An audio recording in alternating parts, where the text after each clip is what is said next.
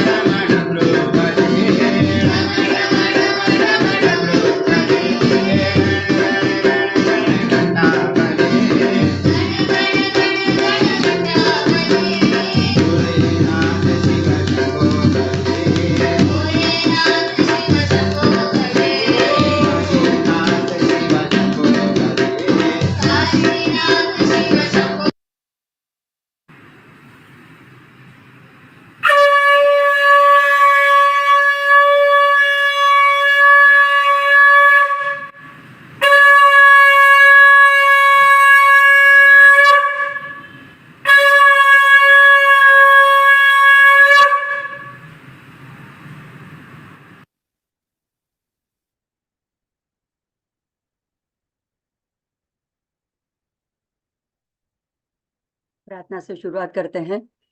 शुक्लांबरं धरं विष्णु शशिवर्णं चतुर्भुजं प्रसन्नवदनं ध्यायेत् सर्वविघ्नोपशान्तयेत्। सरस्वती नमस्तुभ्यं वरदे कामरूपिणी विद्यारंभं करिष्यामि सिद्धिर्भवतु मे सदा। ईश्वरो गुरुरात्मेति मूर्तिभेद विभागिने व्योमवद्व्याप्तदेहाय दक्षिणामूर्तये नमः। गुरुर्ब्रह्मा गुरुर्विष्णु गुरुर्देवो महेश्वरा गुरुर्साक्षात् परब्रह्म तस्मै श्री गुरवे नमः। माँ की वंदना करते हैं। ह्रीङ्कारासन गर्भितानलशिकां सौक्लिङ्कलां बिभ्रतीं सौवर्णाम्बरधारिणीं वरसुधा धौतान्त्रिनेत्रोज्ज्वलां वन्दे पुस्तकपाशमङ्कुशधरां स्रग्भूषितामुज्ज्वलां त्वां गौरीं त्रिपुरां परात्परकलां श्रीचक्रसञ्चारिणीम् अरुणा करुणा तरंगिताक्षी धृतपाशाङ्कुशपुष्पबाणचापाम् अणिमादिभिरावृतां मयूखैः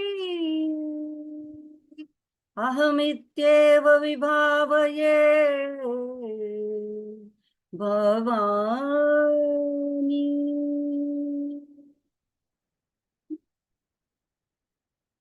आप सभी साधकों के हृदय में विराजमान श्री ललितांबिका महात्रिपुर सुंदरी के चरणों में प्रणाम, बड़ों को वंदन।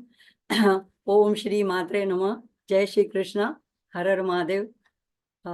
आज फाल्गुन शुद्ध अष्टमी है और यानी होली के 8 दिन के पहले से ये जो होलाष्टक शुरू होता है तो वो आज से शुरू हो रहा है। वैसे अष्टमी कल रात से थी लेकिन उदया तिथि के हिसाब से आज मानी जाएगी।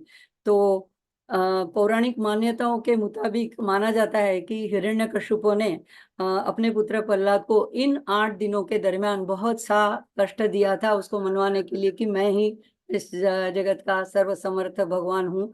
और प्रहलाद जो अपनी भक्ति में, अपनी श्रद्धा में, अपने नारायण में विश्वास रखता था, वो किसी तरह से मान नहीं रहा था। तो आखिर में पूर्णिमा के दिन, होलिका के दिन, होलिका जो उसकी बहन थी उसको वरदान प्राप्त था आग में कुछ न जलने का। तो उसके गोद में बिठाकर कथा सबको प्रचलित है कि होली दहन किया जाता है, लेकिन होलिका जल जाती है और प्रहलाद उसमें से भगवान के भरोसे, भगवान में अड़िग श्रद्धा के वजह से बच जाता है। अब तो हिरण्यकश्यप को और भी गुस्सा आता है, ये इतने प्रयत्नों के बावजूद मेरी बहन जल गई लेकिन ये फिर भी बच गया। तो इतने क्रोध से कहता है, क्या तुम्हारे भगवान, तुम्हारे श्रीहरि कहाँ है बताओ, मतलब उससे मैं लड़ लूं और उसी को खत्म कर दूं तो सारा मामला ही निपट जाए। तो तब प्रहलाद कहता है कि वो तो हर जगह व्याप्त है। तो इतने गुस्से में कहता है, अपने सामने एक जो राज दरबार में खंबा था उसको देखे थे, क्या इस खंबे में मौजूद है? कहता है हाँ। देखो, एक ने छोटे बालक की इतनी पूर्ण श्रद्धा, उसने अभी भगवान के दर्शन नहीं किए हैं, जैसे हम लोगों की तरह नहीं किए हैं, फिर भी भगवान कहीं है, इस श्रद्धा से उसने कहा हाँ, और वो सर्वव्यापक है, कण कण में व्यापक है। तो इससे उसने कहा कि हाँ, इस खंबे में भी है। और उसकी इस दृढ़ भक्ति, इसका पूर्ण विश्वास, इसकी इतनी श्रद्धा, उस वजह से भगवान को नरसिंह रूप लेकर के अवतार लेना पड़ा। जैसे ही हिरण्यकशिपु पे कश्यपु ने अपने गदा से वार किया, खंबा फाड़ कर करके भगवान नरसिंह रूप में प्रकट हो गए। ऐसे नरसिंह भगवान को प्रणाम करते हुए आगे हम बढ़ते हैं। क्यों हमने आज इनको याद किया? कि ऐसे ही जो सारे भक्तजन होते हैं, उनकी ऐसी दृढ़ श्रद्धा, ऐसी भक्ति, ऐसे चरित्र जब हम पढ़ते हैं तो हमारे होता है। और से कि भगवान सर्वव्यापी है, कण कण में बसे हैं, लेकिन हमको इस पर तो है, हम बचपन से इन सब बातों को सुनते भी आ रहे हैं, लेकिन हमने अनुभव नहीं किया है। तो इसलिए हमारे ऋषि मुनि, हमारे दृष्टा संत जन ऐसे अच्छे अच्छे स्तोत्र, ऐसी स्तुतियां हम के हमारे सामान्य जन के लिए लिख कर रखे गए हैं कि जिसके स्तवन करने से, पाठ करने से, उनका अर्थ समझने से हमको भी उनकी जैसी ऐसी दृढ़ भक्ति, ऐसी श्रद्धा, तो ऐसा ऐसे ही एक हमारे जो आचार्य हो गए, उन्होंने ऐसा जो एक स्तोत्र लिखा है, हाँ, पूरे 100 श्लोकों से भरा हुआ, जिसमें से आगे के जो 41 है, 41, वो आनंद लहरी के नाम से जाने जाते हैं। वो भगवान स्वयं शंकर ने खुद लिखे, ऐसे माना जाता है, और उनको कैलाश में से भगवान के द्वारा प्राप्त हुए थे। तो उनका ही हम अभी यहाँ पे चर्चा कर रहे हैं। अगले पिछले 11 सत्रों में हमने 33वें श्लोक तक इसकी चर्चा की थी, और अभी हम आगे उसकी चर्चा करेंगे। आज ये बातों का अनुसंधान लेने का यही तात्पर्य है कि जैसे उस छोटे से बालक की श्रद्धा थी कि सर्वव्यापी है प्रभु, तो हम आज जो श्लोक जा रहे हैं उसमें भी शंकराचार्य जी ने यही बातों का प्रतिपादन किया हुआ है, और हमें यही बताते हैं कि सर्वव्यापी है। और हमने बीच में जो आगे 32 और 33वां श्लोक देखा था, उसमें भगवान ने कादि विद्या और पंचदशी मंत्र के बारे में विस्तार से बताया था। हमने बहुत विस्तार से वो देखा, चर्चा की थी। तो उसी चर्चा के उपलक्ष्य में हमने उससे कलुष्टि स्तोत्र देखा, जिससे एक एक श्लोक में पहले अक्षर से लेकर के शंकराचार्य विस्तृत व्याख्या वहां पे दी है। उसके बाद इतनी बड़ी सदी की महान घटना हुई, सदियों के बाद हो रही थी हमारे भारतवर्ष में ऐसी ऐतिहासिक घटना, जिसके हम सभी भारतवासी साक्षी रहे। हमारे रामलला अयोध्या में मंदिर में विराजमान हुए, तो हमें बीच में उनका भी तो नाम स्मरण करना था, उनकी भी तो हमें आराधना करनी थी। तो अच्छा, ये राम जी कौन है? जो हमारे शिव जी के इष्ट है, उनके हृदय में विराजमान है, उन्हीं का जप करते रहते हैं, उन्हीं के ध्यान में रहते हैं। नाम रामायण का। फिर आ गई महाशिवरात्रि, तो उसके उपलक्ष्य में हमें चंद्रशेखर अष्टक लिया, कि जो कि एक फिर से एक छोटे से बच्चे की श्रद्धा, विश्वास और भक्ति की पराकाष्ठा हमें दिखाई पड़ती है, कि जो जिसका मरण एकदम समीप था, उसको चिरंजीवी बना देते हैं। ऐसे मार्कंडेय मुनि के द्वारा रचित हमने चंद्रशेखर अष्टक देखा। और अब फिर हम बारी आ गई है माँ की, तो हम अब फिर वापस माँ के चरण और माँ का महिमा वर्णन का ये जो अद्भुत सौंदर्य लहरी, जिसे तंत्र का ग्रंथ भी माना जाता है, जो आदि शंकराचार्य जी द्वारा रचित है। आगे अब हमें आगे की चर्चा में 34वां श्लोक देखेंगे।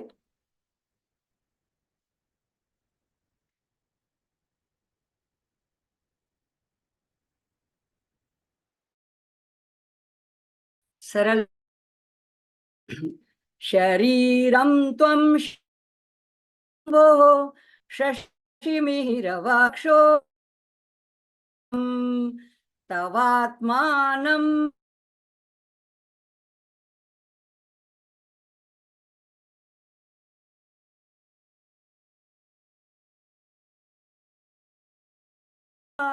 स्थित संबंधो वाम समरस परयोः।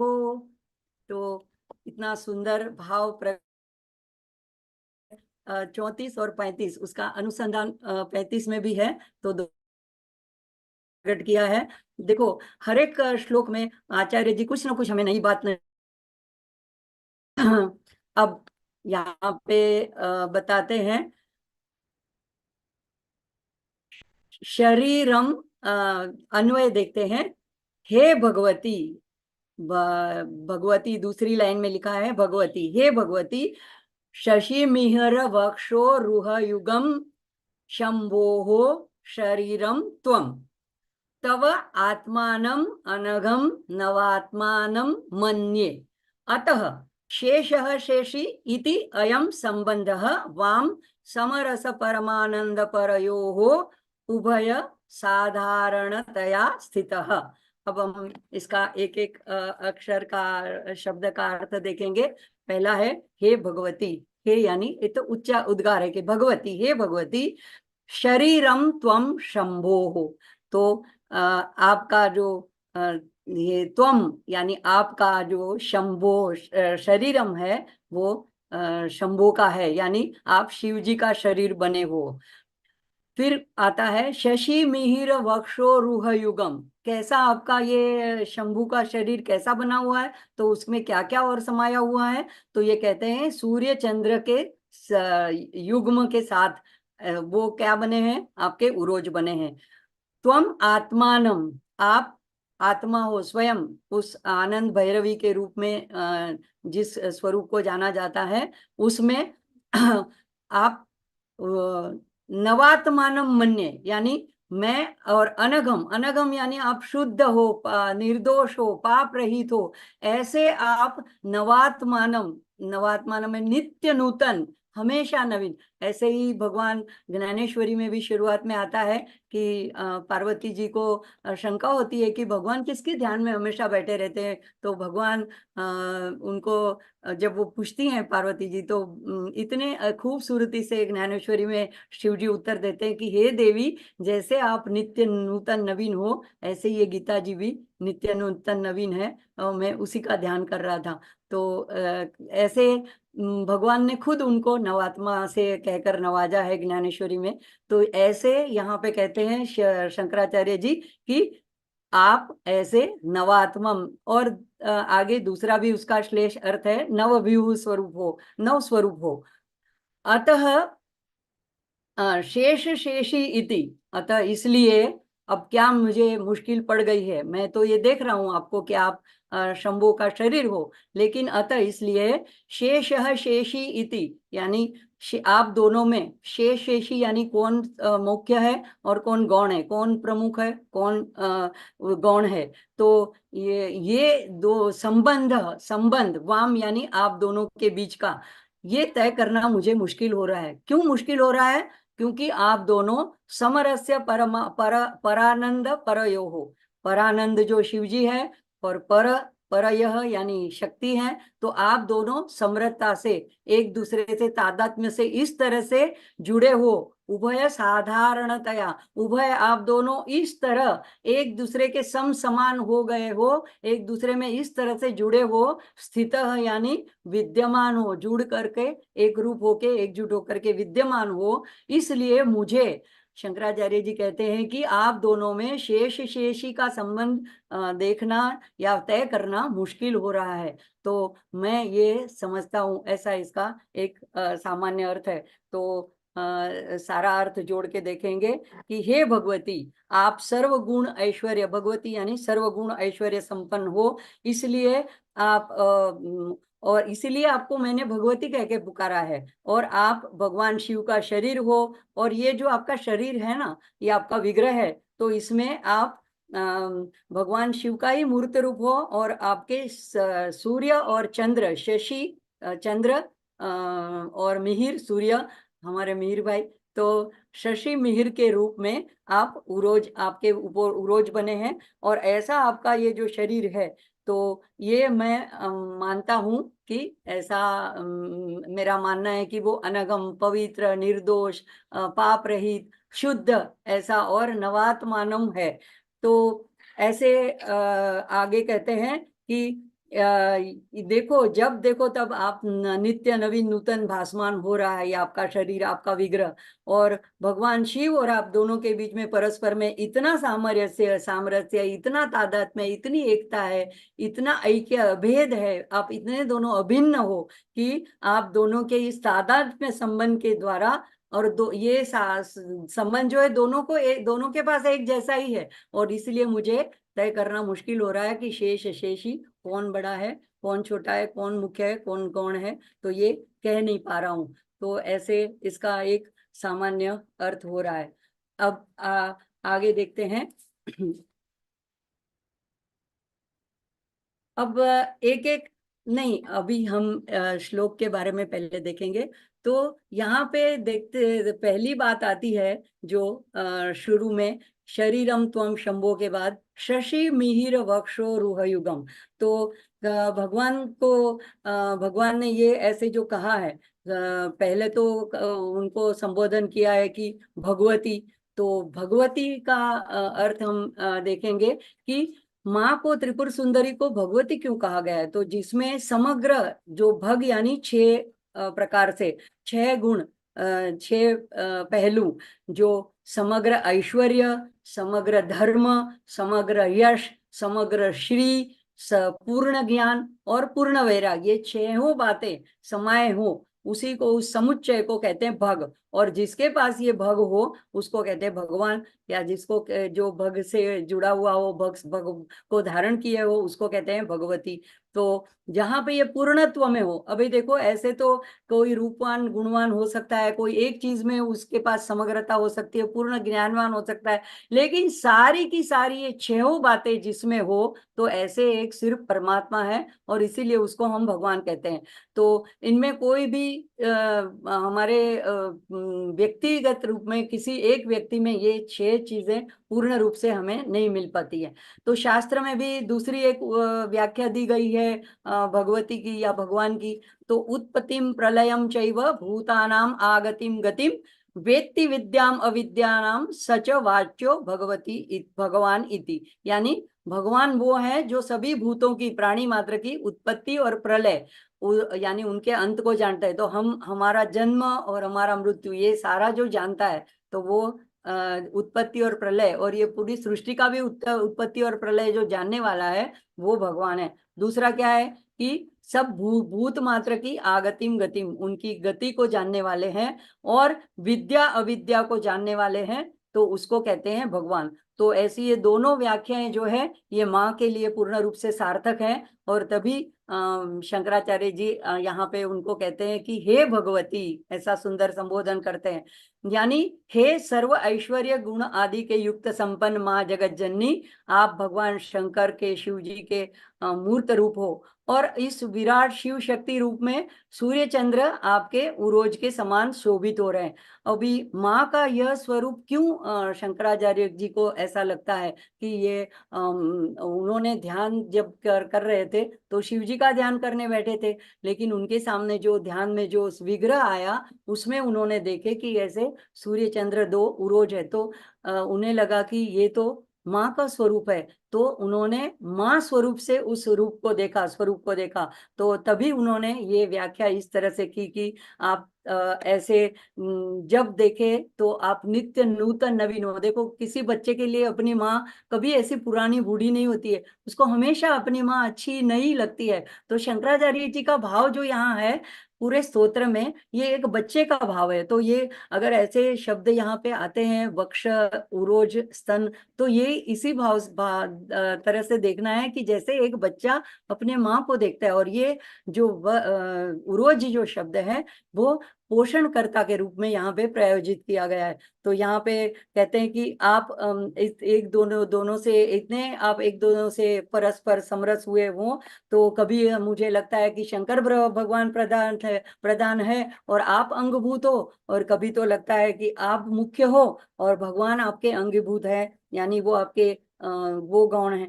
तो यह आपका स्वरूप बड़ा ही अद्भुत, अलौकिक, अनिर्वचनीय है। तो अब हम देखते हैं कि यहाँ पे जो यहाँ उन्होंने कहा कि शशि मिहिर, तो इसका क्या तात्पर्य है। तो शशि मिहिर जब उन्होंने कहा, तो आचार्य का यहाँ पे भाव है, मातृत्व का भाव है।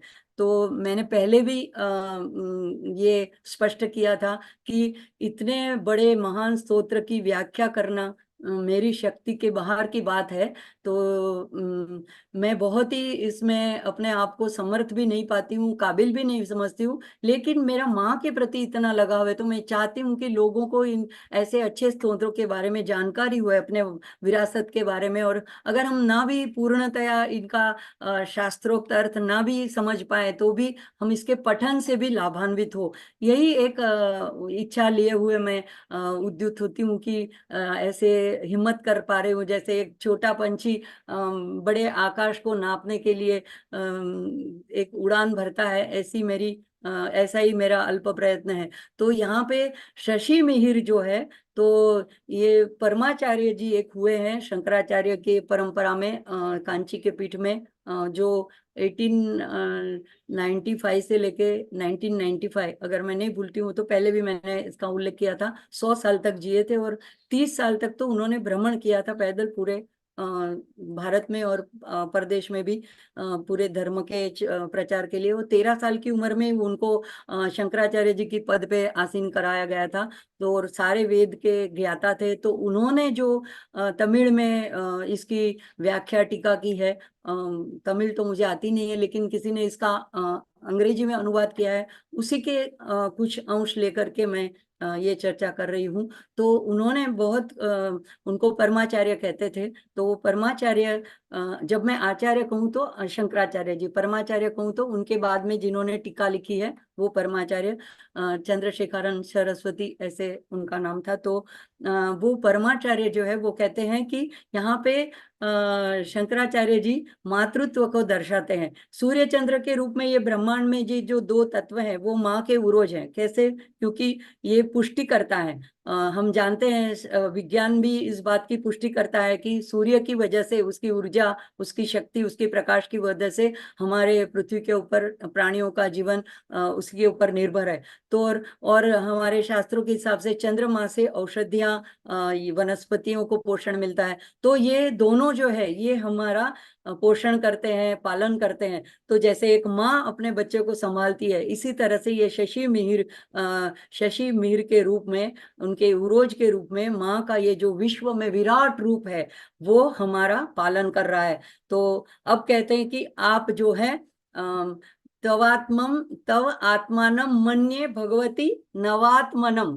तो यहाँ पे नवात्मनम का एक तो सामान्य अर्थ है कि नया नया रूप, यानी मैं हमेशा समझता हूँ कि आप नित्य नूतन नए हो। लेकिन ये श्लेष है। श्लेष इसको कहते हैं कि जब एक ही शब्द का भिन्न भिन्न और भी अर्थ विविक्षित हो, प्रकट करता हो, तो उसको श्लेष कहते हैं। तो परमाचार्य जी दूसरे अर्थ भी बताते हैं कि कैसे ये नवात्मन है। और दोनों पीछे की लाइन में बताया है कि दोनों एक दूसरे से एकजुट है। तो हमें दोनों का दिखाना पड़ेगा कि कैसे शिव भी नवात्मा में, यानी नव रूप है, और कैसे माँ त्रिपुर सुंदरी भी नव रूप नवात्मन है। तो एक तो सामान्य अर्थ हुआ कि नित्य नूतन नवीन, और दूसरा गूढ़ार्थ अब हम स्लाइड के द्वारा देखेंगे। तो यहाँ पे देखो ये नवात्मम, तो इसको कहते हैं कि अंकों में जिसको विभाजित किया गया, उस स्वरूप को। तो यहाँ पे इस गूढ़ार्थ को ऐसे बताते हैं कि जो नव की संख्या का वाचक है, और जो आत्मा और जिनका स्वरूप नव संख्या में नौ तरीकों से विभाजित किया गया है, नौ स्वरूपों से, उसको नवात्मा कहते हैं। तो यहाँ पे ये दोनों की इस तरह से तुलना की गई है, दोनों को लागू होता है। तो देखते हैं कैसे शिव जी को लागू होता है। तो ये उनके नौ स्वरूप तंत्र में दिए गए हैं आनंद भैरव के नाम से। तो पहला है काल व्यू, यानी मूर्ति रूप, फिर कुल व्यू, नाम व्यू, ज्ञान व्यू, चित्त व्यू, व्यू यानी स्वरूप, नाद व्यू या समूह भी कह सकते हैं, बिंदु व्यू, कला व्यू और जीव व्यू। अब इसको और गहराई से देखते हैं, विस्तार से देखते हैं अगली स्लाइड में। अगली इसके बाद की स्लाइड जो, हाँ ये वाली, तो काल व्यू देखो। तो यहाँ पे क्या क्या कहा गया है, किस रूप में शिव जी काल व्यू है। हम तो कहते हैं वो कालों के काल महाकाल है। तो हमारा जो काल गणना है वो सूर्य चंद्र के निमित्त होने वाले कालखंड के हिसाब से हम तिथि जो लेते हैं, तो हम चंद्र के हिसाब से उसकी गणना करते हैं। और अयन जो है तो चंद्र के हिसाब से वो उत्तर और दक्षिण गोलार्ध में जब उनका भ्रमण होता है, तो यहाँ पे कहते हैं कि काल व्यू यानी क्षण पल विपल जो हम कहते हैं हमारे गणना में। तो लव घटिका मुहूर्त दिन पक्ष, दिन यानी एक दिन, पक्ष यानी 15 दिन। तो हमारे में पक्ष का भी एक इम्पोर्टेंस है। जैसे ऐसे नहीं कि अंग्रेजी की तरह की 30 महीने का सलग एक महीना है, नहीं। हमारा चंद्र के आधारित तो 15 दिन शुक्ल पक्ष है, 15 दिन कृष्ण पक्ष है। तो पूर्णिमा का, अमावस्या का, अष्टमी का, दूज का, एकादशी का, अष्टमी का, सारे का एक एक हमारे लिए महत्व है। तो ये पक्ष, मास, महीने, हमारे में कोई कोई महीने श्रावण है, अगहन है, तो ऐसे कार्तिक महीने हैं, तो अनन्य उसका महत्व है। इस तरह से ऋतु, तो हमारी ऋतुएं हैं, 6 ऋतु, अयन है 2, संवत्सर है, और आगे चल के ऐसे कल्पांत तक का हमारा जो काल गणना है, वो सारे जो रूप हैं वो काल व्यू के रूप में शिव जी इसमें विराजमान है। कुल व्यू, कुल व्यू यानी प्राणियों के अलग अलग व्यू। तो अलग अलग प्रकार के प्राणी, मनुष्य और अलग पशु पंखी, सारे के कुल अलग अलग है। अब नाम व्यू, नाम व्यू यानी सभी पदार्थ के एक सामान्य नाम होता है, एक विशेष नाम होता है, संज्ञा जिसको कहते हैं। तो अब जैसे मनुष्य है तो पूरी जाति को लगेगा, लेकिन अभी एक विशेष नाम है, तो किसी व्यक्ति का जो नाम है तो वो विशेष नाम हो गया। इसी तरह प्राणियों पंखियों में सारे हाथी है लेकिन एक ऐरावत हाथी है, सारे गाय है लेकिन कामधेनु है, गौरी है, कपिला है। तो इस तरह से नाम व्यू ये भी शिव जी बने हुए हैं। ज्ञान व्यू यानी सारे अलग अलग प्रकार के, तो समाधि में सविकल्प ज्ञान, निर्विकल्प ज्ञान, विवेक ज्ञान, तो ये ज्ञान के भी जितनी, उसकी भी जितनी अवस्थाएं हैं, तो ये सारे ज्ञान व्यू, ज्ञान के स्वरूप भी शिव जी हैं। चित्त व्यू, तो हमारा चित्त जो है उसमें 4 ये खंड माने जाते हैं, 4 पहलू। तो मन, बुद्धि, चित्त और अहंकार सब मिला के चित्त व्यू कहा जाता है। नाद व्यू यानी हमारे वाणी के जो 4 प्रकार हैं, तो वो परा जो नाभि में है, पश्चंती जो हृदय में है, मध्यमा जो कंठ में है, और वैखरी जो मुंह से बाहर आती है। तो ये सारे नाद व्यू ये भी शिव जी के हैं, और उनके डमरू से ही, सारे नाद से ही शिव सूत्र बाहर आए थे। तो ये बाद में आता है बिंदु व्यू, तो मूलाधार से लेके षट चक्र समुदाय, तो ये अभी व्यक्तिगत रूप में आया। तो यहाँ पे जो षट चक्र समुदाय है, तो मूलाधार, स्वादिष्ठान, मणिपुर, अनाहत, विशुद्धि, आज्ञा, तो ये सारे षट चक्र समुदाय ये रूप में भी बिंदु रूप में है। कला व्यू, तो जो मूल मातृका, हमारे संस्कृत के जो मूल सभी वर्ण हैं अ से क्ष तक, तो ये सारे भी कला, यानी अ को भी ब्रह्म रूप माना जाता है। तो ख है उसको आकाश रूप माना जाता है। तो यहाँ ये सारे मातृकाएं भी है, ये इनका भी एक एक का एक एक, जैसे हम गणपति का कहते हैं तो गंग, तो गणेश जी का रूप है। तो इस तरह से ये सारा कला व्यू। और जीव व्यू, तो सुख दुख के भोक्ता हम सभी जीवात्मा जो है, ये भी भगवान के ही अनेक रूप यहाँ पे है। तो इस तरह से ये 9 प्रकार से, अब ये जरूरी नहीं कि हम ये सारा बाय हार्ट करें, हमें कोई पीएचडी लेनी नहीं, हमें कोई इसका कोई क्वेश्चन आंसर नहीं लिखना है। ये हम इसलिए समझ रहे हैं कि भगवान किस तरह से सृष्टि में व्याप्त है, और कण कण में व्याप्त है, उन्होंने कितने रूप धरे हैं। तो एक तरफ तो हम शिव जी की बात करते हैं, और अभी आगे हम देखेंगे अगली स्लाइड में माँ की बात। तो माँ किस तरह से त्रिपुर सुंदरी नवात्मा किस तरह से, तो एक तो है कि 9 श्री चक्र के अंदर उनके 9 आवरण है, वो हम बाद में अगली स्लाइड में देखेंगे। तो दूसरा जो उनका स्वरूप है कि संपूर्ण वर्ण समूह है वो 9 खंडों में बैठा है। जैसे कि अवर्ग, तो अ से लेके अह तक जो सारे स्वर है उसका एक वर्ग माना जाता है।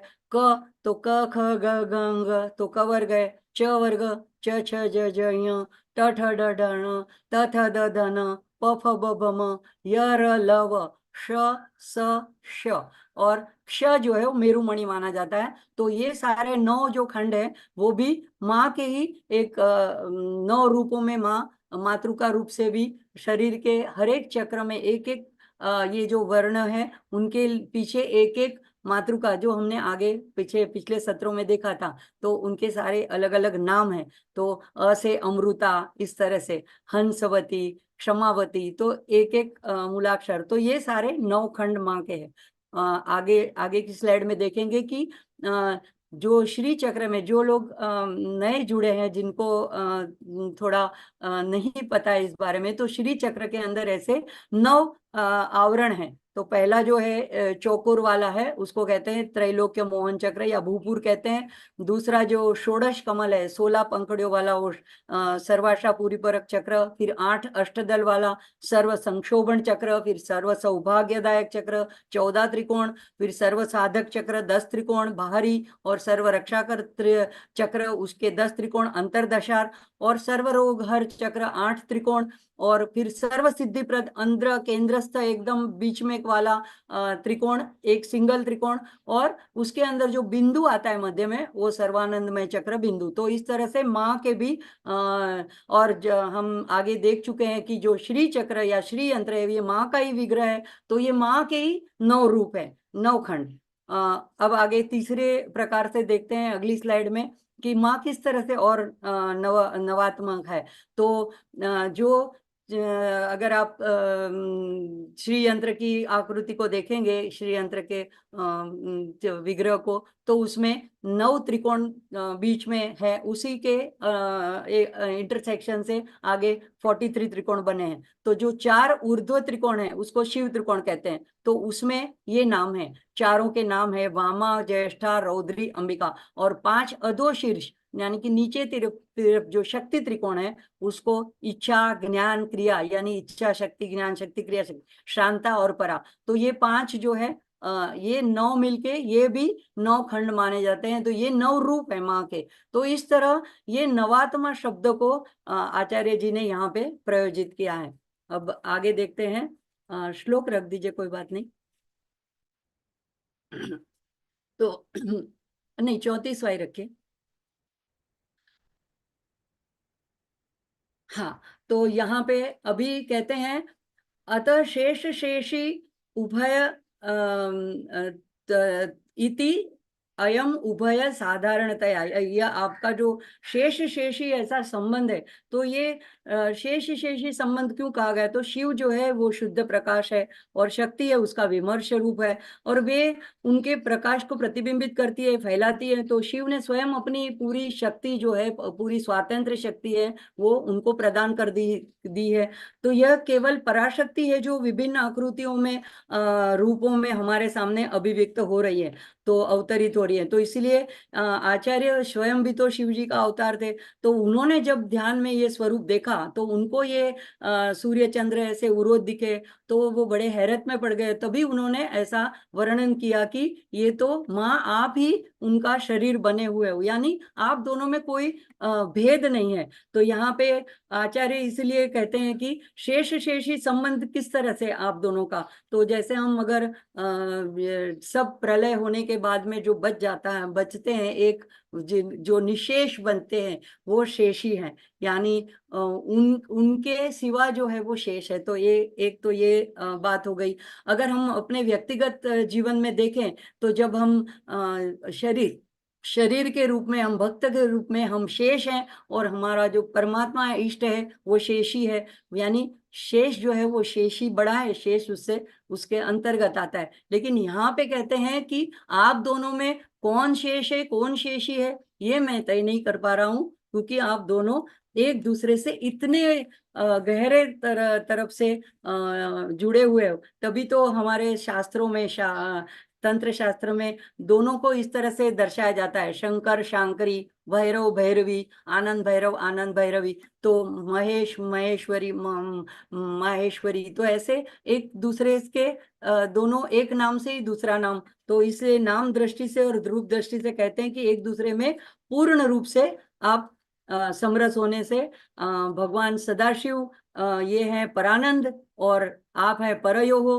तो आप उनमें समाये हैं या वो में समाये हैं ये, लेकिन दोनों एक दूसरे में इस तरह से समाये हुए हों, वो तो मैं आप दोनों को भक्ति भाव से प्रणाम करता हूँ। और ये ब्रह्म के ये दो महत्वपूर्ण पहलू हैं। एक तो है ज्ञान, तो ज्ञान स्वरूप कहते हैं चित्त को, और एक है आनंद। तो चिद और आनंद जब दोनों मिलते हैं तभी उसको चिदानंद कहते हैं। तो ये अकेले ऐसे उसका विभाजन नहीं किया जा सकता। जैसे कि हम शक्कर को कहें कि हम शक्कर को मिठास से अलग कर दे, ये नहीं हो सकता। अग्नि को उनकी दाहकता से अलग कर दे, ये नहीं हो सकता। इसी तरह से ये शिव शक्ति एक दूसरे से अभिन्न है। तो ये दोनों एक दूसरे से इतने पूरक हैं, इतने समरस हैं कि इसमें शेषी कौन, ये हम कह नहीं सकते। लेकिन जब ये दोनों एकजुट होते हैं तब उसको कहते हैं चिदानंद। और इसीलिए शंकराचार्य जी कह उठते हैं, चिदानंद रूपो शिवोहम शिवोहम न मनोबुद्धि अहंकार चित्तानि नाहम। जब उनको ये साक्षात्कार हो जाता है तो ये ऐसे गा उठते हैं। तो यही इस स्थिति तक हमको पहुंचाने के लिए आचार्य जी हमें ये सब वर्णन कर रहे हैं कि दोनों में भेद नहीं है, दोनों एक ही स्वरूप है। और जैसे अगर हम नींद में सो जाएं तो अब तो हम जब जगे हैं तो जागृत अवस्था में एक दूसरे को भिन्न मानते हैं, अपने शरीर को अपनी आत्मा से भी अलग। हालांकि हमें इसका अनुभव नहीं है, फिर भी हम जानते हैं कि शरीर जब यहीं रह जाता है, आत्मा निकल जाती है तो दोनों अलग है। लेकिन अगर बेहोशी में हो या डीप स्लीप में, गहरी निद्रा में, सुषुप्ति में जब हुए, तब हमें ये पता नहीं चलता है कोई बाह्य वस्तुओं का, तो तब कौन शेष और कौन शेषी। तो इसी तरह से यहाँ पे परमाचार्य कहते हैं कि मैं दोनों, आचार्य भी कहते हैं कि मैं दोनों को प्रणाम करता हूँ। और मन जहाँ पे समाप्त हो जाता है तो वहां पे हम भी उसके साथ एक रूप हो जाते हैं। अब जब मन है तभी हम उस परम तत्व से, भगवती से, शिव जी से अलग है, अपने आप को अलग समझते हैं। लेकिन अगर मन ही निर्विशेष हो जाए, निर्विकल्प हो जाए, निर्विचार हो जाए, तो हम उनके साथ एकजुट ही है। तो आगे का श्लोक देखते हैं। इसी के अनुसंधान में अब आगे का श्लोक आता है।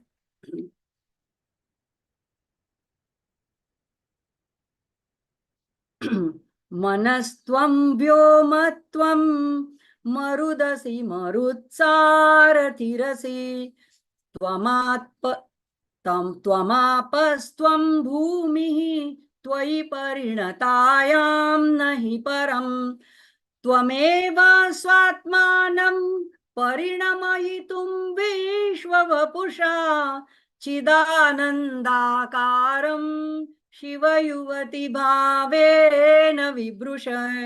तो यहाँ पे उसी का अनुसंधान, उसी को और विस्तार से समझाने के लिए, दोनों की व्याख्या करने के लिए ये 35वें श्लोक में आचार्य देखते हैं हमें क्या कहते हैं। इसका सामान्य अर्थ देखते हैं। मनः त्वम व्योमत्वम, मन आप है, और व्योम यानी हे देवी आप आज्ञा, मन भी है, और त्वम आप आकाश तत्व भी है। मरुत सारथी, मरुत यानी मरुतसी, मरुत यानी पवन। जैसे कहते हैं कि मरुत गणों के पुत्र मारुति, पवन पुत्र मारुति कहते हैं, तो ऐसे मरुत यानी वायु। तो वायु आप हैं। अब वायु कैसे आगे चलती है, उसको बढ़ावा कैसे मिलता है, वो उसका प्रकोप कैसे बढ़ता है, तो जब उसका सारथी यानी मरुत सारथी किसका बनता है, तो अग्नि का। अगर अग्नि कैसे बढ़ती है, तो जब हवा चलती है तो अग्नि और भड़कती है। तो मरुत सारथी असी, तो मरुत सारथी यहाँ अग्नि के लिए कहा गया है। तो आप अग्नि यानी तेज तत्व भी आप हो। त्वम आप जल हो, और त्वम भूमि आप भूमि हो यानी पृथ्वी हो, और त्वयि परिणतायाम परम नहीं। तो ये सब पंच महाभूत की बात बताने के बाद कहते हैं कि आपके सिवा त्वम परिणतायाम परम नहीं, आपके सिवा और कुछ भी परिणमन कुछ है ही नहीं आगे। यानी पूरी सृष्टि जो है आपका ही आविष्कार है। लेकिन क्यों ऐसे कहते हैं, तो त्वम एव स्वात्मानम, तो यहाँ पे कहते हैं त्वम एवं यानी सिर्फ आप ही, स्व आत्मानम यानी अपने स्वयं को, अपने स्वरूप को आपने क्या बनाया रखा है, क्या परिणाम करके रखा है, तो विश्व वपुषा, वपुषा यानी शरीर। तो आपने विश्व को ही अपना स्वरूप, विश्व के रूप में विग्रह बनाकर आप अवस्थित हो। तो इसीलिए अगर आप ही सब कुछ बने हो तो आपके सिवा और कुछ है ही नहीं यहाँ पे। तो आगे कहते हैं शिव युवती भावेन, शिव, और किस तरह से आपने ये कहा किया है, तो शिव की शक्ति पत्नी रूप में भी आप ही हो, उसी के भाव में आपने ये कहा करा है। और चिदानंदकारम, चिदानंदकारम, तो आप शिव शक्ति हो, और आनंद भैरव के रूप में यानी शिव तत्व में शिव का कारण हो, और देवी प्रकृति के रूप में, कार्य के रूप में, तो कारण के रूप में भी आप मौजूद हो। तो चिदाकार, दोनों चिद के रूप में और आनंद के रूप में, दोनों के रूप में आपने विभ्रूष है, आपने ऐसा धारण किया हुआ है, ऐसा अपने शरीर, विश्व रूप शरीर धारण किया है।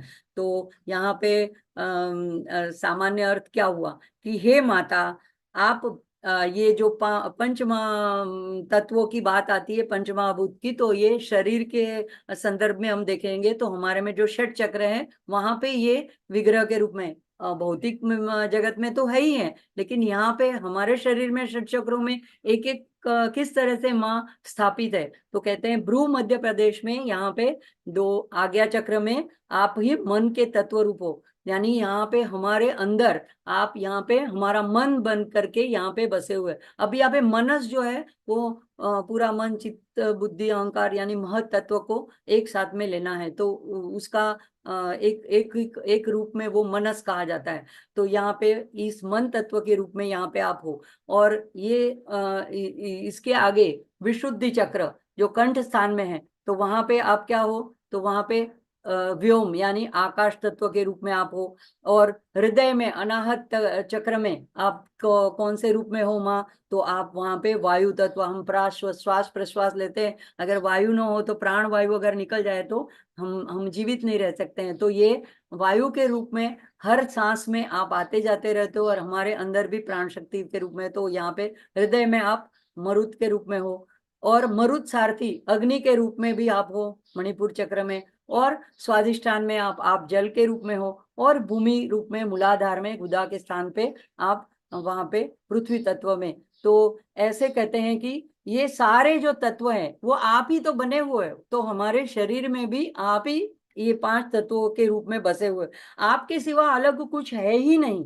तो और आगे कहते हैं कि आप ही ये बड़े उत्साह से शिव युवती बन करके ये विश्व को सर्जन करने के लिए क्या करते हो, तो आप ये चिदानंद का ऐसा आकार, ऐसा आप स्वरूप यानी चेतना रूप और आनंद रूप, ऐसा आप स्वरूप धारण करते हो, और ये दोनों सिद्धांत के रूप में आप यहाँ पे अवस्थित हो। तो अर्थात शक्ति भी आप ही हो और शिव भी आप ही हो, आप ही सब कुछ हो, आप ही कारण हो, आप ही कार्य भी हो, आप ही सर्व कार्यों और कारणों के अधिष्ठान भी आप हो। तो प्रकृति के स्वरूप में परिणाम भी आखिर में आप ही हो, तो अधिष्ठान के रूप में भी आप हो। तो ऐसे आपको मैं नमन करता हूँ। ये उसका हुआ सामान्य अर्थ। अब हम देखिए इसका गूढ़ार्थ रहस्यार्थ परमाचार्य क्या बताते हैं। तो ये परमाचार्य के अलावा भी संस्कृत में इस सौंदर्य लहरी की और 36 टीकाएं हैं। तो यह है कि बड़ा गहन विषय, एक एक श्लोक के एक एक यंत्र बताए गए हैं। हालांकि शंकराचार्य जी ने नहीं बताया, उसके बाद में उनके शिष्यों ने बताए हैं, और उनका पूजन बताया गया, उसकी विधि बताई गई है, कितने दिनों का अनुष्ठान। लेकिन हम इन तीन तंत्र की बातों में नहीं पढ़ते हैं, आनंद लेते हैं श्लोकों का पठन का और माँ की भक्ति का। तो इससे भी बहुत बड़ा लाभ बताया गया है। तो लाभ ना भी सोचे तो भी माँ के प्रीत्यर्थ हम इसका अर्थ देखते हैं, और इसमें इसका महिमा गान में थोड़ी सी डुबकी लगाते हैं। तो जहां से ये शुरू हो रहा है श्लोक, तो ये बहुत ही मुख्य शब्द है, मनस्त्वम, मनस्त्वम। तो हे माँ आप मन हो। अब परमाचार्य जी कहते हैं कि हमारे जो मन में जो सारी बातें उठती है, तो अगर अभी शंकराचार्य के रूप में भी अगर ये बात उठी है कि प्रश्न उठ रहा है कि आप कौन हो माँ, अगर मैं जानना चाहता हूँ कि माँ आप सब ये सारा बने हुए हो, तो आखिर में आप हो कौन।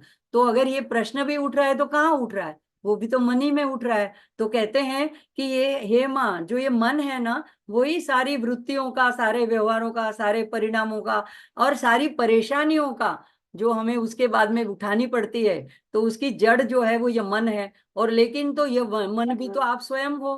तो ज्ञान मार्ग में तो क्या बताते हैं लोग कि मन को वश में कर लो, मन का विनाश कर लो।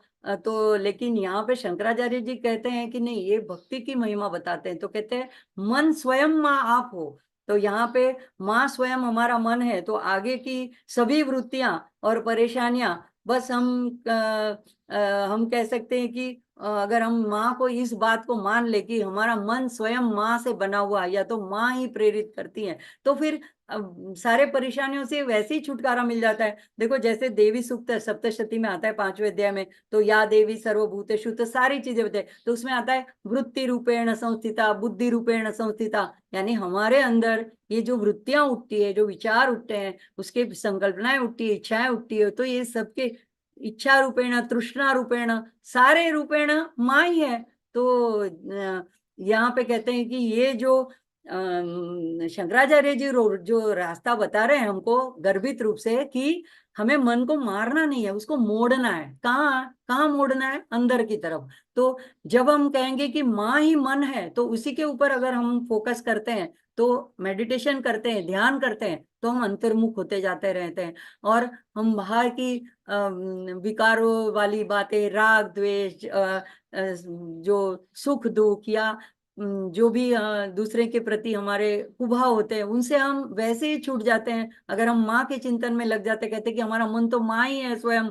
तो अंतर्मुख समाराध्या ललिता शास्त्र नाम में भी कहते हैं बहिर्मुख सुदुर्लभा, तो माँ हमें अंदर ही प्राप्त हो जाती है। तो ऐसे कहते हैं कि अब ऐसा अभ्यास करने से क्या लाभ होगा। तो व्यक्ति कहता है कि माँ, साधक जो है वो माँ के बारे में सोचने लगेगा और धीरे धीरे शून्य में पहुंच जाता है। तो ये जो शून्य है, वो ऐसा नहीं है कि वहां पे कुछ नहीं है, वो ज्ञानाकाश, चिदाकाश है। तो चिदानंद रूपो शिवोहम शिवोहम, जो शंकराचार्य जी कहते हैं, उस चिदाकाश जो ललिता सहस्त्र नाम में कहते हैं दहराकाश रूपिणी, तो हृदय आकाश जिसको कहते हैं, तो वहां पे जहाँ पे ललिता का वास है, और ये हम सब में है, कहीं एक में है एक में नहीं है, ऐसे भी नहीं है। कोई बुरा हो, कुपूत हो, कपूत हो, सभी में है। रामसुख दास जी तो हमेशा कहते हैं, क्या कपूत है वो, क्या माँ का पूत नहीं है? कपूत भी तो पूत ही है। तो उनके मन में कोई ऐसा भेदभाव नहीं है, वो तो समता रखती है और सबकी कृपा चाहती है और सबका प्रेम चाहती है। तो कमी अगर है तो हमारे भाव में कमी है। तो यहाँ पे ये एक अक्षर, ये एक मनस्तवम हमको बहुत गहरे विचारों तक ले जाता है। तो यहाँ पे कहता है कि इसलिए उस चिदाकाश को हम नहीं देख पा रहे हैं। ये तो अब बड़ा कोई गहरा चिंतन करे, ऐसा ध्यान करे, अब हमारे जैसे सामान्य लोगों के लिए तो ये सहज सुलभ नहीं है। तो फिर हम क्या कर सकते हैं? लेकिन ये जो नीला आकाश हमारे सामने रोज सुबह शाम दृष्टिगोचर होता है, उसको तो हम देख पा रहे हैं। तो उसको हम देख के हम कह सकते हैं व्योमस्त्वम, हे माँ, ये आप आकाश रूप हो। तो जहां हमारी दृष्टि पड़े उस सब में हम माँ का दर्शन कर सकते हैं। तो यहाँ पे कहते हैं कि ये जो विशाल आकाश, नीला आकाश देख रहा है, उसको, उसी को यह हम कहते हैं, उसको देख के हम सीख रहे हैं कि माँ स्वयं ये सब रूप लिए हुए हैं। तो दोनों तरफ से देख सकते हैं, एक भौतिक जगत में, एक अपने अंदर के आंतरिक जगत में। तो अब आगे कहते हैं कि आप मरुदसी, आप वायु रूप भी आप ही हो। तो हम कहते हैं कि ये वायु सांस चलती है हर पल हर सांस, हम कहते हैं हम गिनी चुनी हुई ऐसी लिमिटेड सांसें लेकर के आए हैं यहाँ पे पृथ्वी पे। तो कहते हैं कि ये जो मरुद जो चलता रहता है वो भी तो आप ही हो। तो अगर उसके ऊपर हम श्वास प्रश्वास के ऊपर ध्यान करते हैं, प्राणायाम करते हैं, हमारी सांस को देखते हैं, कौन सी इड़ा पिंगला क्या कौन सी नाड़ी चल रही है, अगर इसके ऊपर हम फोकस करते हैं, तो भी हम और अलग अलग विचारों से और बाधाओं से और विकारों से छूट पाते हैं, और माँ से, माँ की नजदीक जाकर के माँ से एक रूप हो सकते हैं। तो अब कहते हैं अग्नि तत्व, तो हमारे अंदर जठराग्नि भी के रूप में भी तो है। तो अग्नि भी, अग्नि रूप में भी आप हो, मरुत सारथी असी, तो आप असी, हमारा शरीर ही 80% से ज्यादा पानी से बना हुआ है, तो वहां पे भी, और हमारी पृथ्वी भी वन थर्ड है और टू थर्ड समुद्र आजू बाजू से फैला हुआ है। तो पृथ्वी पर जल के बिना तो जीवन ही नहीं है। तो ये भी आप ही माँ बने हुए हो। और पृथ्वी जो कि जो सबको आधार दे रही है, सबका अधिष्ठान है, सबको आकर्षित किए हुए है। देखो चंद्र पे जाओ तो हम ठहर भी नहीं सकते हैं, यानी कि जो गए उनकी हमने जो तस्वीरें देखी है तो हम कह पा सकते हैं कि वहां पे वो ठीक तरह से लोग चल भी नहीं सकते, उड़ने लगते हैं, पैर जमा नहीं सकते हैं। तो लेकिन यहाँ पे माँ की कितनी कृपा है, हम कहते हैं पृथ्वी भी आप हो, तो आप हमको अपनी ओर खींच के रखते हो, हमको आधार देते हो, हमारे पैरों को आप आपके ऊपर जकड़ के रखते हो। तो ये सब चीजों के ऊपर जब हम फोकस करते हैं तो हम कहते हैं कि त्वयि त्वमेव सात्मानम, और आप ही परिणमयि तुम विश्व वपुषा, तो यानी आप ही माँ स्वयं ये सब कुछ बन गए हो, और नहीं परम, तो ये दर्शाता है कि इससे अधिक सर्वोच्च परम कुछ भी नहीं है। तो तीसरी और चौथी पंक्ति में क्या कहते हैं कि एक आप पूरे ब्रह्मांड को व्याप्त करने के लिए आपने क्या कौन सा रूप लिया है, तो चिदानंदाकार, यानी कि जो पूर्णता होती है उसको हम कहते हैं, ब्रह्म को कहते हैं सत चिद आनंद। सत यानी तो अस्तित्व।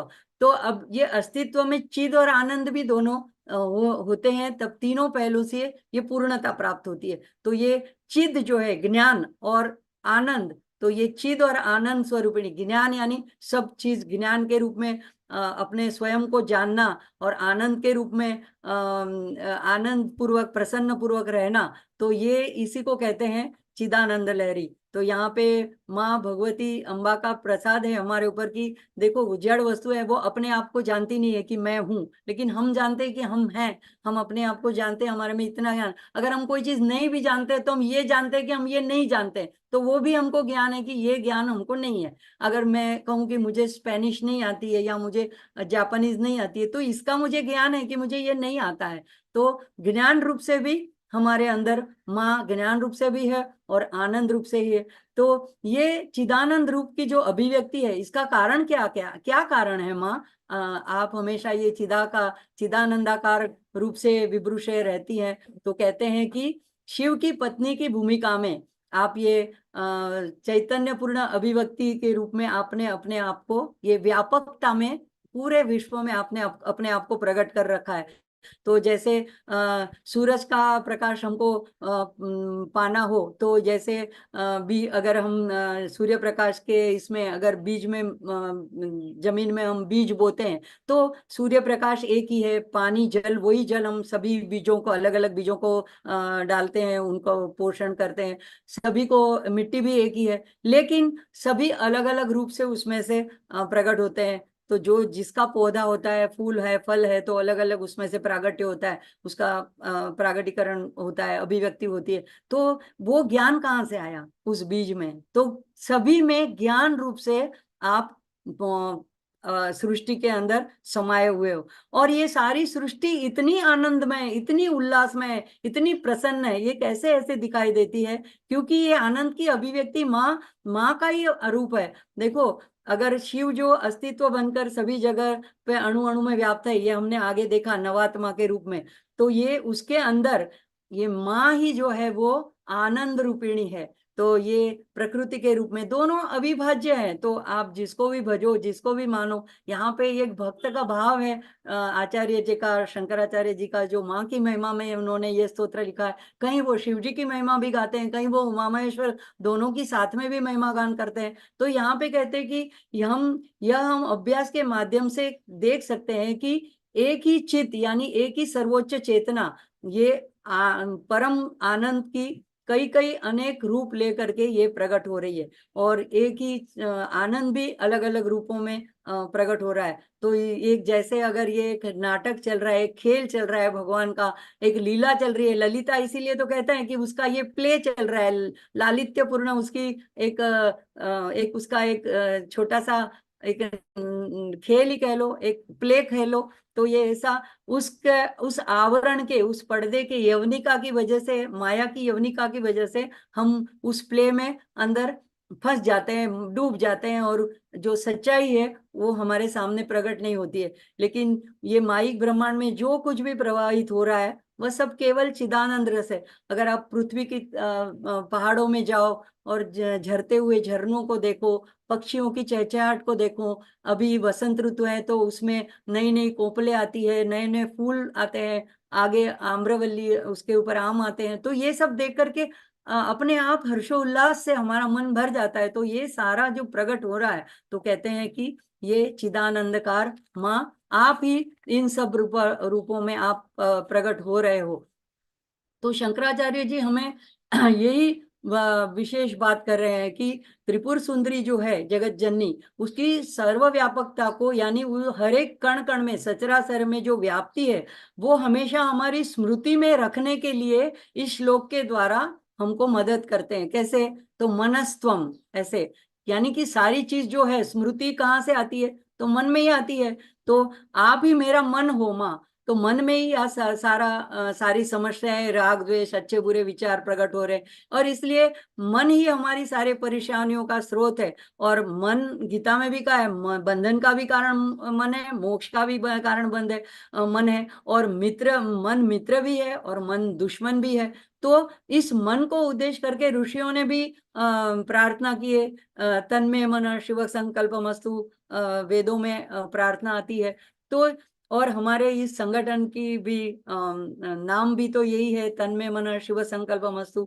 तो इसी उद्देश्य से ये चैनल को भी मीर भाई चला रहे हैं कि हमारा सभी का मंगलमय शिव शुभ संकल्प रहो। तो ये अब साधना क्या करनी है हमें? तो ये अगर हम ऐसा सोचने लगे कि चलो अब तो मन है ना, इस श्लोक में बताया है कि मनस्त्वम, तो अभी मेरे पास मन है तो मुझे माँ प्राप्त हो गई, तो ये नहीं है। अब माँ मिल गई है, ऐसा माँ तो मिली हुई है, लेकिन हमें उसको प्रकट करना है। वो अगर हमें अभी हमारे अनुभव में नहीं, अभी हमको शाब्दिक ज्ञान है, बौद्धिक स्तर के ऊपर ज्ञान है, तो जब हमको मन को मारना नहीं है, उसको अंतर्मुख करना है। तो जब जब हम जगत को देखते हैं, तो अभी हमको ये ज्ञान रखना है कि ये सारे पंच तत्व है, पंच महाभूत है, ये माँ के सिवा और कुछ है ही नहीं। तो ये आकाश जो दिख रहा है, वो माँ का ही फैला हुआ आंचल है, ये माँ की छत्र छाया है। ये जो पवन की लहर आ रही है और मुझे छू रही है, ये माँ की ही प्यार भरी थपकी है। ये जो वर्षा का जल, ये जो बरस रहा है, वो माँ ही मेरी प्यास बुझा रही है। और ये जो सूर्य की रोशनी, ये तेज है, अग्नि है, नदी, सरिता, ये सारा, ये पृथ्वी, सब कुछ जो हमें जकड़े हुए है, ये जो सब कुछ हमें पोषण कर रहा है, पालन कर रहा है। तो हमारे गुजराती में एक कविता आती है, जहाँ जहाँ नजर मारी ठहरे यादी भरी त्या अपनी। यहाँ यानी कवि कहते हैं कि जहां मेरी नजर ठहरती है, जहां पे ठहरती है, वहां आपकी ही यादें भरी हुई है। तो वो अलग संदर्भ में कहते हैं, लेकिन यहाँ पे ये हम माँ के संदर्भ में कह सकते हैं कि जहां जहां हमारी नजर जाए। गीता भी में भगवान ने, गीता जी में इसी उद्देश्य से अर्जुन को विभूति, सारी विभूतियों का वर्णन किया गया है। तो यहाँ पे अनेक दृश्यों में हम जो आनंद लेते हैं, तो आनंद लेने वाला मन भी तो माँ ही है। तो इस श्लोक का हम आचार्य के इससे हर चीज में माँ के रूप को देखने का अभ्यास करें, अपने मन को प्रशिक्षित करें, और धीरे धीरे हम भी इस महान अद्भुत अलौकिक सृजन के नाटक में वही चिदानंद का अनुभव प्राप्त करें। ऐसी परमाचार्य की आशा है कि हम भी करेंगे। तो हमारी छोटी छोटी खुशियां, छोटी छोटी कामनाएं, जो कि हमारी काम वासनाएं भी हो सकती है, लेकिन अगर हम इसी छोटी छोटी टुकड़ों में बटी हुई ऐसी आशाओं को, और जो इतनी क्षणिक होती है, उसको अगर हम छोड़ दें, तो ऐसे अभ्यास के द्वारा हम उस आनंद में, परम ज्ञान में, परम आनंद में विलीन हो सकते हैं, और उसके साथ एक उस स्रोत में एक रूप हो सकते हैं। तो आज ये जो हम दो श्लोक हमने देखे, 34 और 35, तो इसका सार यही है कि यह माँ भगवती है जो ईश्वर का, शिव जी का शरीर है। वहां पे आया शंभोत्वम, तो वहां स्थूल शरीर की बात की, और यहाँ पे मन और बाकी के जो तत्वों की बात की, तो यहाँ पे सूक्ष्म शरीर का उल्लेख किया गया है, मनस्त्वम कह करके। तो ये दोनों तरह से मन को लेना है, अपना मन व्यक्तिगत, और समष्टि मन जो भगवान की, ईश्वर की रचना के हिसाब से चलता है, तो उसको महत तत्व कहते हैं। तो उसी महत तत्व से ये सारे पंच महाभूतों की उत्पत्ति हुई। और हमारे मन में भी हमारी जो सृष्टि हम बनाते हैं, हमारे किसी को अपना मानते हैं, किसी को पराया मानते हैं, तो ये भी हमारी अपनी बनाई हुई सृष्टि है। तो ये मन ही ये सृष्टि बनाते हैं और हम ही वो उसके सृष्टा सर्जक बनते हैं। तो ये यहाँ पे इसीलिए कहा गया कि आपके सिवा और कुछ है ही नहीं, और आप शंभु का शरीर, आपको शंभु का शरीर कहा गया है, पर आप शिव से, उनकी आत्मा या शरीर से आप अभिन्न हो, और आपको उनसे अलग नहीं किया जाता। आप स्वयं ही उस ब्रह्मांड के रूप में विस्तारित हो रहे हो। तो जैसे परमाचार्य जी कहते हैं, कोई मीठा व्यंजन हो आपके सामने, जैसे कि लड्डू हो, तो अगर उसमें तीन चीजें होती है, एक तो उसका रूप होता है, एक उसका स्वाद होता है, और इसका एक सुगंध होती है। तो ये हम तीनों को अलग अलग नहीं कर सकते, ये तीनों एक एक साथ में एक ही रूप में हमारे सामने आते हैं। तो इसी तरह माँ जो है ज्ञान रूपिणी है, आनंद रूपिणी है, और उन्हें अस्तित्व से हम अलग नहीं कर सकते हैं। तो सच्चिद आनंद, ये जो तीनों है, ये तत्व, ये दोनों दो होते हुए भी, दोनों रूप में प्रकट होते हुए भी ये एक ही है। तो शिव युवती इसीलिए यहाँ पे कहा गया है। तो आज का ये जो सत्संग संवाद है, ये हम माँ त्रिपुर सुंदरी के चरणों में अर्पण करते हुए, हम माँ से अगर मेरा ये कहने में, व्यक्त करने में कोई भी कमी रह गई हो, तो माँ एक बच्ची समझ के मुझे क्षमा कर दीजिएगा। ये जैसे अब सभी अपने अपने हिसाब से आपका गुणगान महिमा करते हैं, ऐसे ही मैंने भी ये दुष्टता की है कि इस इतने बड़े ग्रंथ को परिचित कराने की लोगों से। तो माँ के चरणों में ये देते हैं, और मैं माँ से कहती हूँ कि अपनी बेटी समझकर इसको अनदेखा करें, और यही प्रार्थना करते हुए सत्र को समाप्ति की ओर ले जाते हैं। मैं बार बार आप सभी साधकों के प्रति ये बात दोहराती हूँ कि ये ग्रंथ जो है, ये इसका आकलन करना, उसे समझना, ये बहुत गहन है। लेकिन हम प्रेम भाव से इसका पठन या YouTube से श्रवण जरूर कर सकते हैं, इसमें कोई बाधा नहीं है, इसमें कोई दीक्षा की भी आवश्यकता नहीं है। तो इसी तरह से हम माँ का प्रेम संपादन करते रहें, माँ से जुड़े रहें, और सभी की राजराजेश्वरी परमेश्वरी माँ ललितांबिका से प्रार्थना कि सब में प्रेम बढ़े, सबकी माँ में भक्ति बढ़े, और सबका विश्वास दृढ़ हो। यही ओम तत्सत। श्री गुरु को चरणभ्यो नमः। तो माँ सिर्फ हमारे प्रेम की और भाव की भूखी है। तो प्रार्थना शांति मंत्रों के साथ समाप्त करते हैं। ओम पूर्णमद पूर्णमिदं पूर्णात् पूर्णमुदच्यते पूर्णस्य पूर्णमादाय पूर्णमेवावशिष्यते। ओम शांति शांति शांति। हरि ओम। श्री गुरुभ्यो नमः। हरि ओम। अर्चना बेन का बहुत बहुत धन्यवाद टैग करने के लिए, मीर भाई का प्रेरणा करने के लिए, और आप सभी साधकों का उपस्थित रहने के लिए सभी का धन्यवाद। माँ भगवती की कृपा से अत्यंत गहन भगवान शंकराचार्य का यह स्तोत्र, जिसको सभी सरलता से समझ पाए, ऐसे शब्दों में बहुत ही सरल करके आप हम सबको उसका प्रसाद बांट रहे हैं। और कवि कलापी को भी आपने याद किया, जहाँ जहाँ हमारी नजर हो, माने कि ब्रह्मांड में अणु अणु महिवास तारो, ऐसे आपने बहुत ही सरलता से माँ भगवती का भाव सब में उतर जाए, ऐसा सार्थक प्रयास, प्रेम प्रयास माँ भगवती की कृपा से आपके द्वारा हो रहा है। तो सबको आनंद है, प्रसन्नता है। इसी प्रकार से माँ भगवती की प्रेरणा से, माँ भगवती की कृपा से, उनके आशीर्वाद से हम सभी आगे आगे ऐसे ही दिव्य भावों का श्रवण करते रहेंगे, मनन करते रहेंगे और स्वाध्याय करते रहेंगे। आइए आज के सत्र को हम विराम की ओर ले जाए, और चेतना बहन को पुनः पुनः धन्यवाद व्यक्त करते हैं। अर्चना बहन को भी हम धन्यवाद करते हैं, और सभी लोग जुड़े उन सबके हृदय में विराजमान परमात्मा को भी प्रणाम। आइए भगवान महादेव का जय घोष करें। नमः पार्वती पतये हर हर महादेव।